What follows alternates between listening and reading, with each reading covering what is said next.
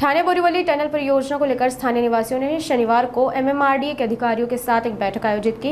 इस बैठक में निवासियों ने अपनी प्रमुख मांगें रखी, जिसमें अप्रोच रोड को यूनिओबेक्स कंपनी तक बनाए रखना, टोल नाका को आगे बढ़ाना और वृक्षों की कटाई को रोकना शामिल है। ठाणे बोरीवली टनल परियोजना का काम पिछले कुछ महीनों से चल रहा है, जो संजय गांधी राष्ट्रीय उद्यान के नीचे से होकर गुजरेगा।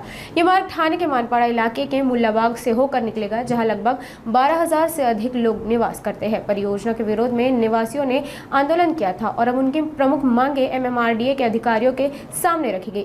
बैठक में एमएमआरडीए के मुख्य कार्यकारी अधिकारी विशाल जामले ने दावा किया कि निवासियों की मांग के अनुसार टनल का मार्ग 92 मीटर आगे बढ़ाया गया है। साथ ही 53,000 मीटर की पट्टा टनल के ऊपर विकसित किया जाएगा। हालांकि इस परियोजना के तहत 2500 मीटर हरित पट्टा नष्ट हो जाएगा।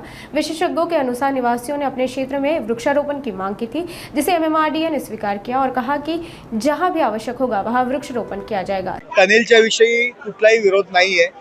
त्यांच्या सोसायट्यांसमोरचा जो रस्ता आहे तो रस्ता कुठेतरी संपुष्टात येणार आहे। त्यांना खूप त्याचा त्रास होणार आहे। त्याचा जो एंट्री पॉइंट आहे, जो अंडरग्राउंड हा विषय आहे। लोकांमध्ये चुकीच्या पद्धतीने टनलला कुणाचाही विरोध नाहीये। विरोध आहे तो जो समोरचा जो त्याला जो जॉईंट होणार रस्ता कुठून स्टार्ट होणार, अप्रोच रोडचा जो विषय आहे त्याविषयी आम्ही चर्चा करतोय। आता या ठिकाणी बैठक झालेली आहे। नागरिकांनी काही मार्ग सुचवलेले आहेत, ते मार्ग त्या अधिकाऱ्यांना आम्ही इम्प्लिमेंटच्या दृष्टीने त्यांना निर्देश दिलेले आहेत। IIT असेल, त्यांचे काही एक्सपर्ट्स असेल, त्यांच्याशी चर्चा करून हा निर्णय घेण्याचा आम्ही प्रामाणिकपणे प्रयत्न करतोय। टनलला कुणाचाही विरोध नाही, अप्रोच रोडला विरोध आहे।